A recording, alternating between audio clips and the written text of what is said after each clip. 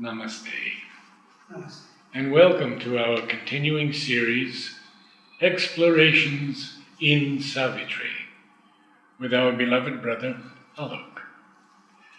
We continue in Book 4, the Book of Birth and Quest. We are on Canto 4, the Quest, and I have us on page 378. Yes, right from the top. Right from the top. So just to put once again very quick background, the quest is outwardly about Savitri going in search of her ideal mate and partner with whom she has to work out the mission for which she has come. And inwardly it is very interesting because Savitri is the divine mother, Satyavan is the soul in ignorance. So it is the divine chasing the human, hand-picking those who have reached a point from where they can be picked out. It's a very interesting journey. Who is that Satyavan? All of us have a little Satyavan in the making, or Satyavan there already, whom she is looking for. And who are those whom she goes past and she will leave behind? And who is the one who is really ready for, if we may say so, this yoga, the ideal person who will collaborate with the Divine Mother in this tremendous adventure. She tells us somewhere that Satyavan is the avatar. Yes, that also she says. Extraordinary. He is the Supreme Lord who has become Satyavan. But as we see in Savitri, in Sri Aurobindo's author's note, he is the soul which carries the truth within itself but is caught up in the forest of ignorance. Okay, we have come back to that. So, and this is an interesting thing. It's called a note here, but it was actually a letter. It was a letter. Sri Aurobindo wrote. It has been published as author's note. It was a letter where he gives the symbol. I would like to read the last Yes. sentence of that because it is so powerful. Still, this is not a mere allegory.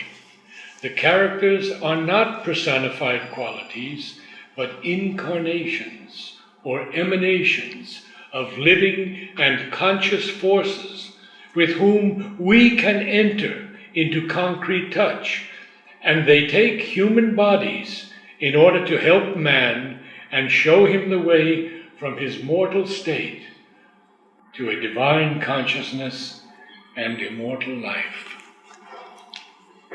So this is about all the patras in Savitri. So we continue, and we had a beautiful passage where Sri Aurobindo speaks about the wheel of destiny which is carrying Savitri, or shall we say Savitri carrying the wheel of destiny. So this is the question which we always ask. So destiny, fate looks like as if either it is chance or why things happen. So there is a hint at several places in Book of Fate at great length. Sri Aurobindo speaks of it. But here he gives one aspect of it, very interesting aspect. Now there are gods he has described who are in the chariot of Savitri, who are carrying her to the place where she is destined.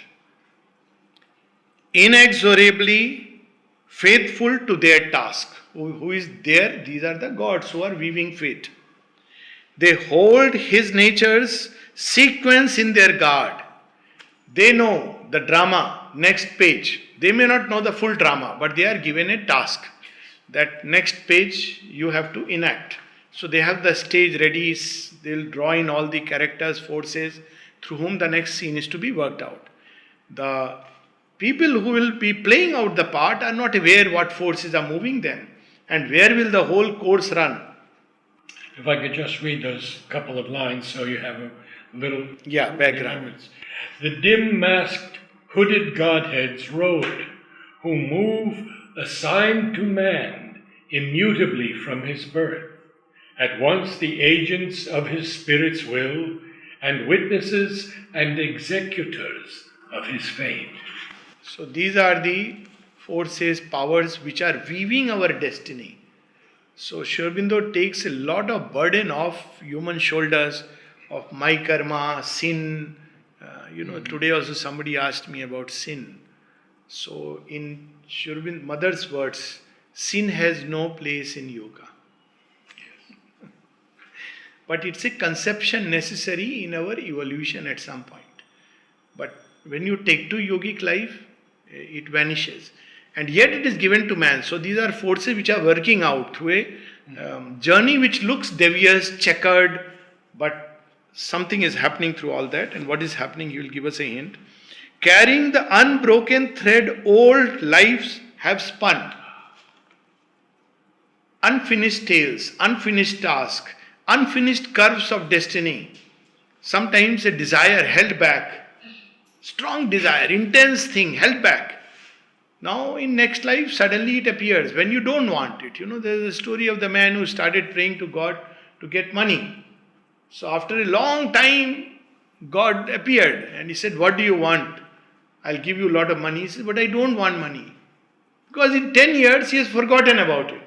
He said, no, but you had started with money and I have to give you money first. So many times we don't remember. We have lost some experience which we may, even there are people who may need strange experiences. So one has to be so careful about what one is looking for. So when you see, people who are, let's say, in abject poverty, going through very difficult situations. So one is about compassion. Compassion is not just about their outer state, but also about the inner state. But there is another, what kind of life is it? Now, I wish I could experience this life. It's not spoken in so many words. And you enter into that life to experience it. Now, this is not something why has God created me in this state? But something within us may want. It's so strange. One boy died at a very young age. And the mother speaks about him. He died in an accident. He had taken birth just to experience this one thing. What it is to die like this. So we should be so careful about what's going on inside. Even thoughts, feelings are picked up by these agencies. And they start weaving a world around. But it's very important to note that it's an unbroken thread. Old lives have spun. So we may think it is gone, but it is there. Attendants on his destiny's measured walk, leading to joys he has won and pains he has called. That's how the story of Draupadi. So one of the tales why she had 5 husbands. Because she wanted a human being who is perfect in knowledge, steadfast in truth, mighty as a warrior, marksman, artist, dancer, meditating, all these things. So the Lord said Tathastu, but there is no such one person. So there were 5 who together constituted the totality of whom she aspired for. So she should be so careful, So even in the random steps of chance, they intervene to give that experience. So ultimately she discovers what? It's not this I am seeking Krishna. Who is the perfect one? But one has to go through this phase. And then this powerful line. Even in his casual steps they intervene. Nothing we think or do is void or vain. So these are elementary practices to master one's thought. Mother even uses the word watch over your thoughts. Keep a vigil over the feelings. Which way they are going. Because they are the ones whom the gods will pick up. You asked for it, come, I am giving you. Then don't cry. And it's necessary to go through those experiences to evolve. So that ultimate wisdom grants it. Says, okay, fine. So you develop into a totality. So that's the other part. Each is an energy loosed and holds its course. This karma, it's about energies that are loose, not about physical outer actions, but an energy that has gone into creation. The shadowy keepers of our deathless past, it never dies, the past. It lurks in some subconscious realm of the being.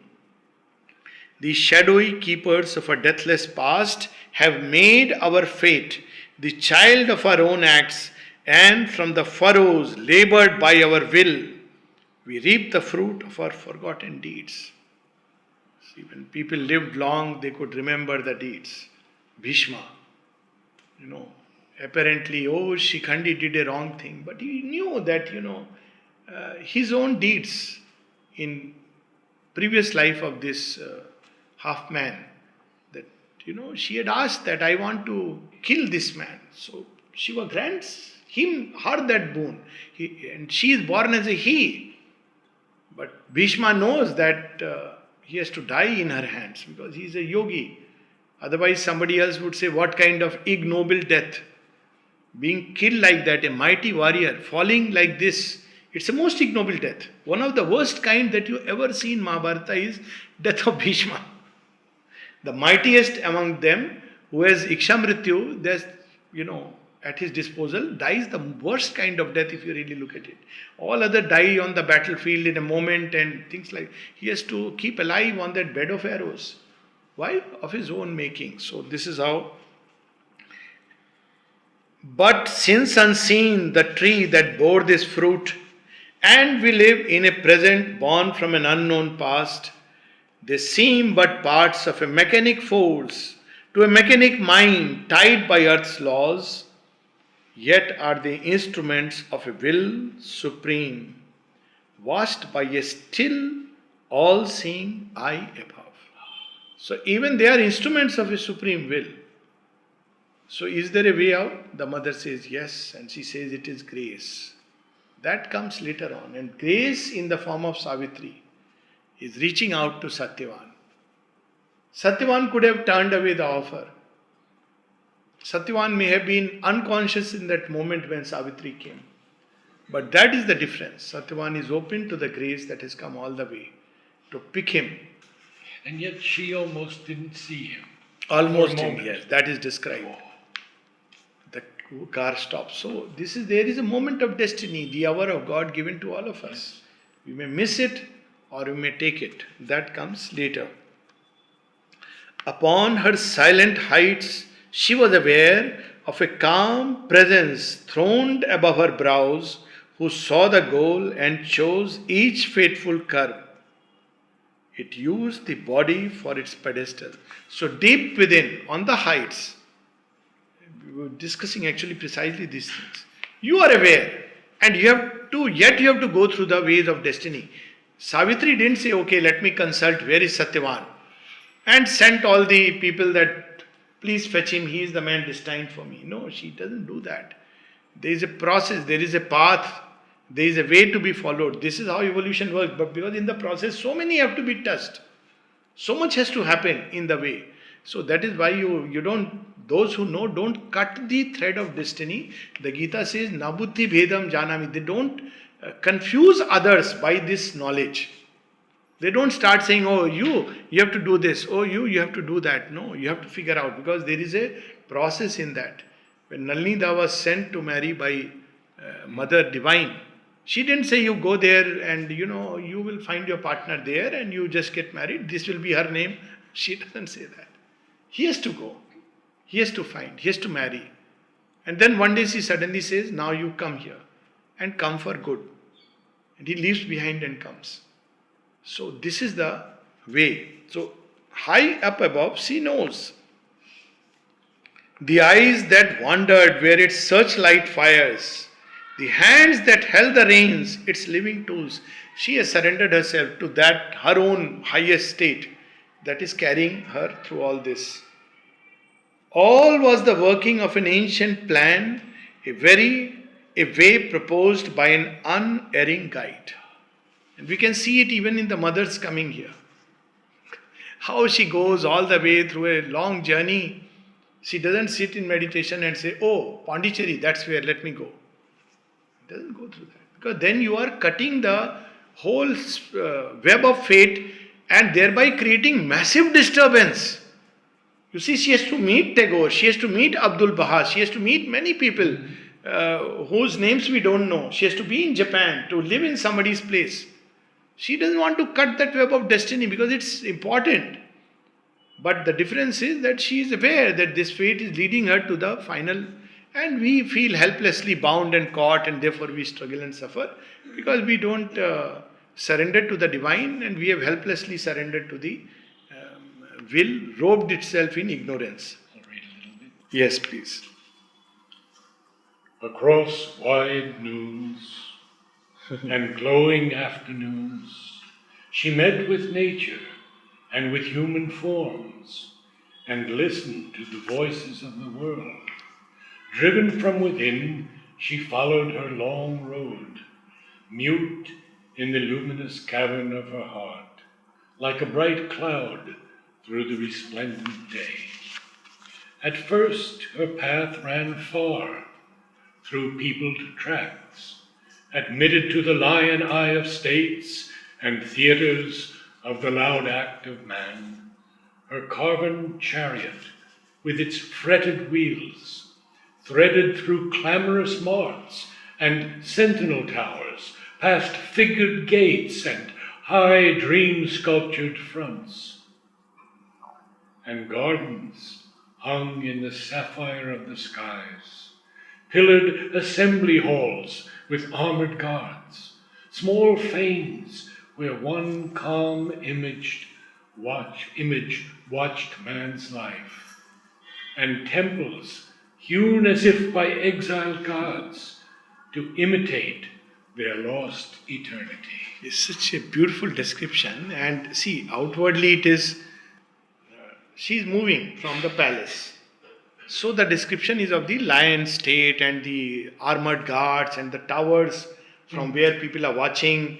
So she is moving through that. It's a city life, loud acts of the drama of men, where splashing breaking news, so and so, great minister, he has taken this decision, this has been done.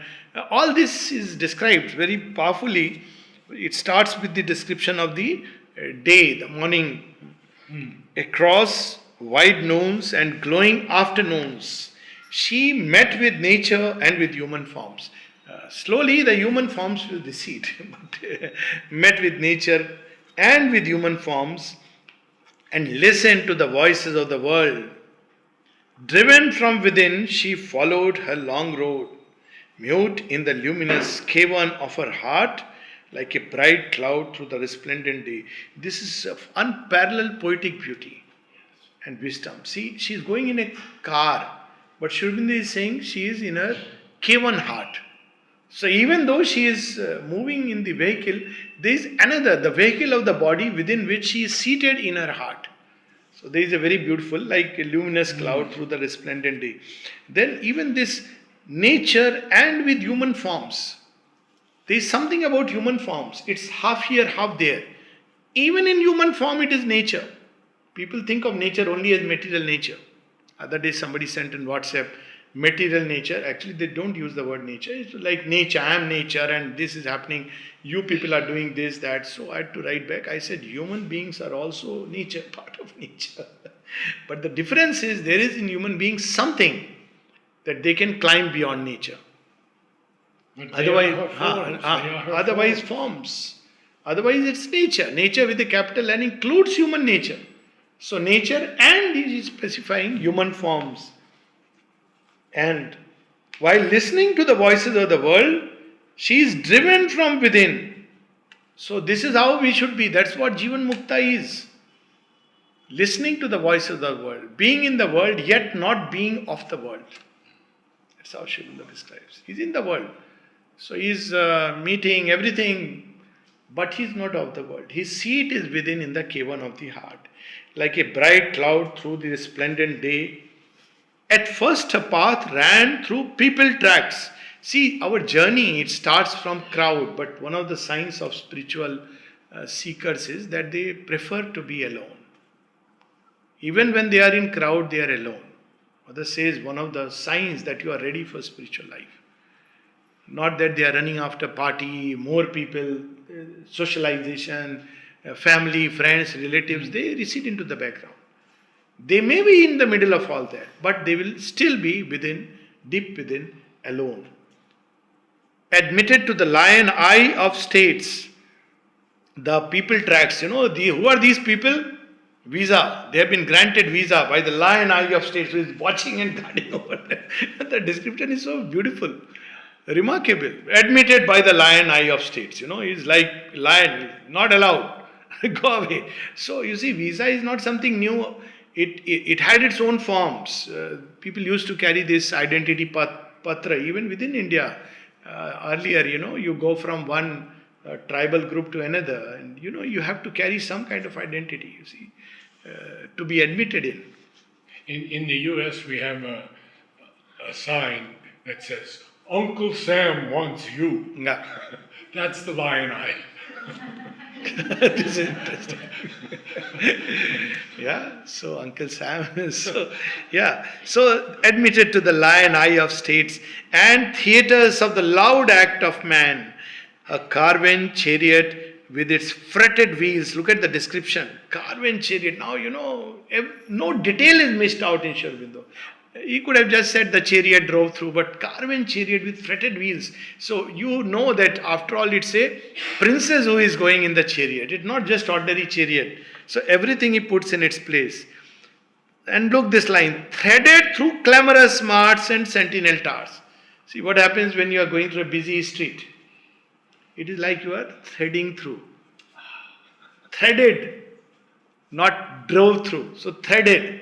Because there's a lot of crowd, so it moves slowly as if it's making space and going through. I mean, it's amazing. We have a joke, an Indian joke. In England, in America they drive on the right side of the road.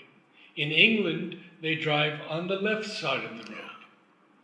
In India, they drive on what is left of the road. Very true. I often tell my friends, if you drive strictly by the rule, you are likely to get hit.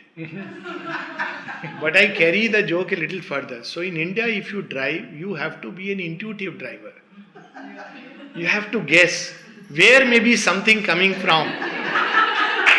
Left, right, middle. Figure out. So in India, everything is organized in such a way that you can only live if some kind of intuitive sense is developing inside you. Nothing goes strictly by the rule book. If you lose your intuitive sense, you are gone. And the biggest vehicle is king. Yeah, very true. Past figured gates and high dream sculptured fronts. See, he is giving us, earlier also he is given the grandeur of those days.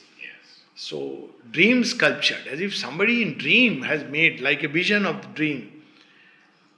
And gardens hung in the sapphire of the skies, pillared assembly halls with armored guards, small fanes where one calm image washed man's life. So, fanes are also something like a sacred place. Like, in India you will see suddenly a little temple around where there is one little deity.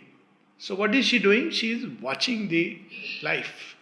But at the same time, the second line comes in a strange contrast. So in this small fane, there is an image which is watching human life, something which is alive and conscious. And the next line, and temples hewn as if by exiled gods. Some of the temples you wonder who would have made it, and there are stories about it, One of the Shiva temples, that all these gods, and they suddenly built a place and they got frozen, and people don't understand how these temples could be made. Okay, so even about pyramids they say. But these gods who were exiled from their heavenly state and thrown upon earth, so they are still keeping the memory of that place. So how they reproduce it? By building a temple. Exiled gods. To imitate their lost eternity. They have lost that, they have been outcast. So here they are trying to imitate something they have lost. So often from gilded dusk to argent dawn, where jewel lamps flickered on frescoed walls, and the stone lattice stared at moonlit boughs, half conscious of the tardy, listening night, dimly she glided between banks of sleep, at rest in the slumbering palaces of kings.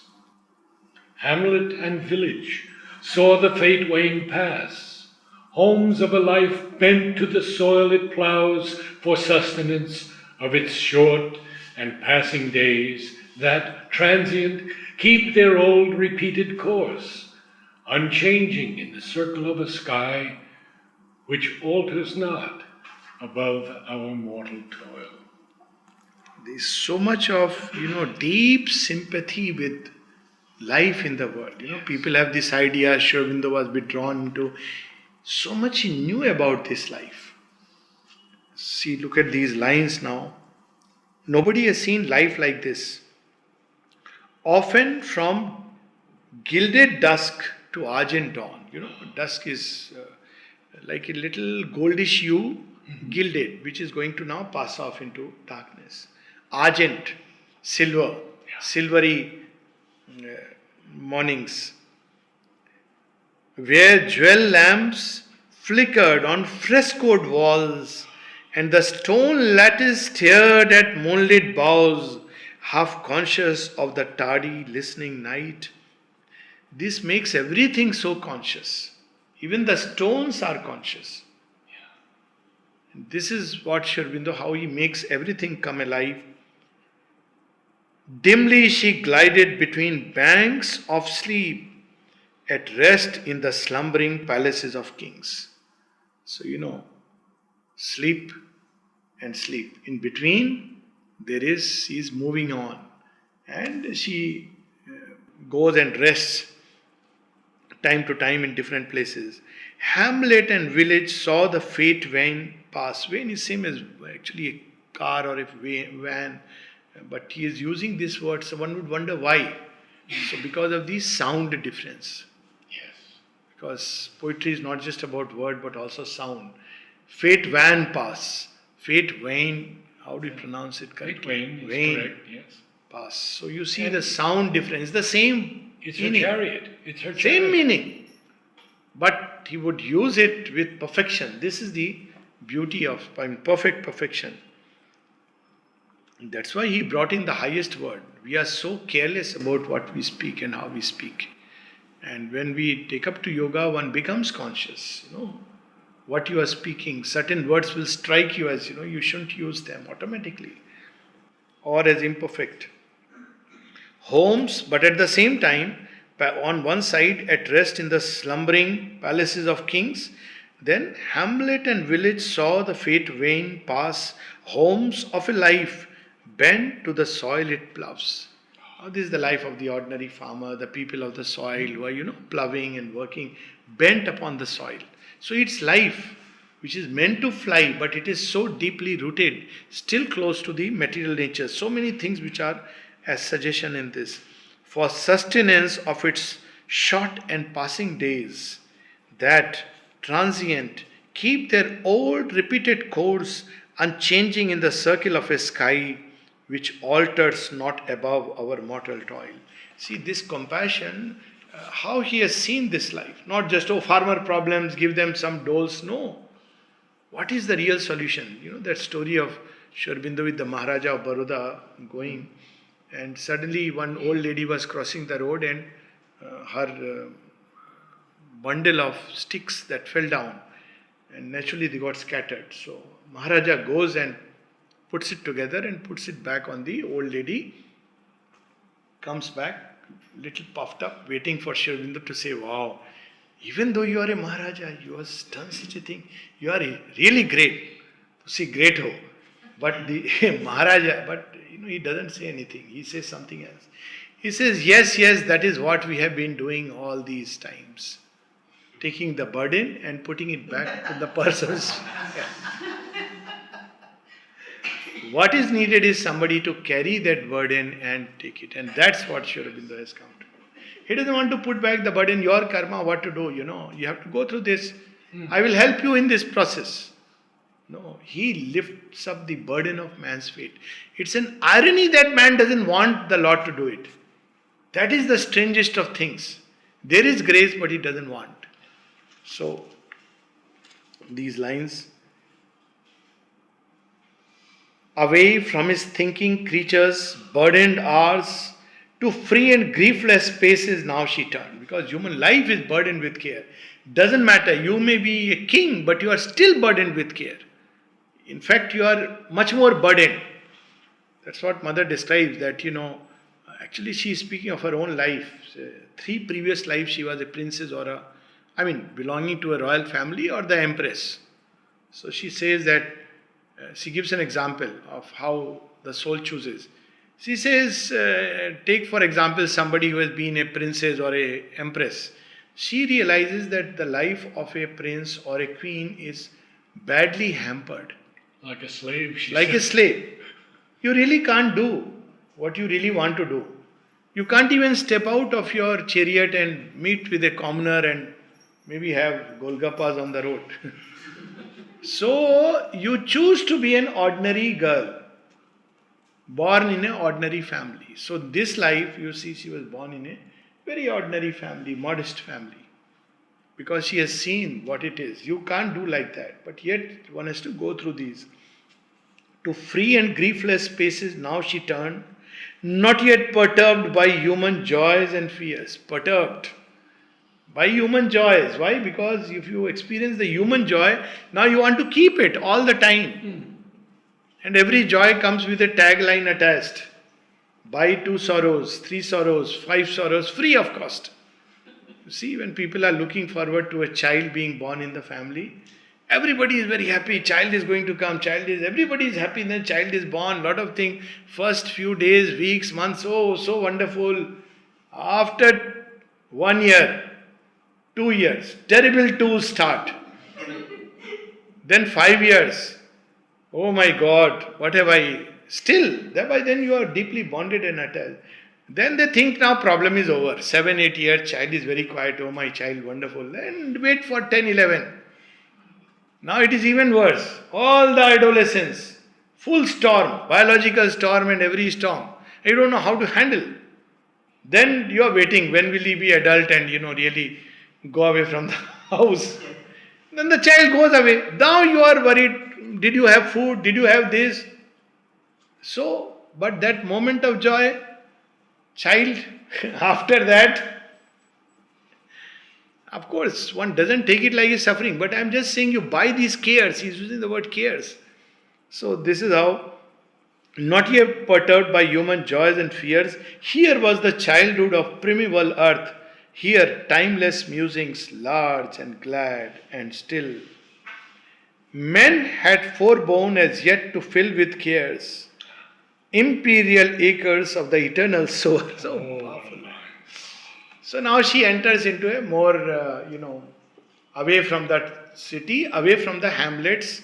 Palaces are left behind and she is moving in a space where even human beings have not come. So eternal sower, who sowed the gardens?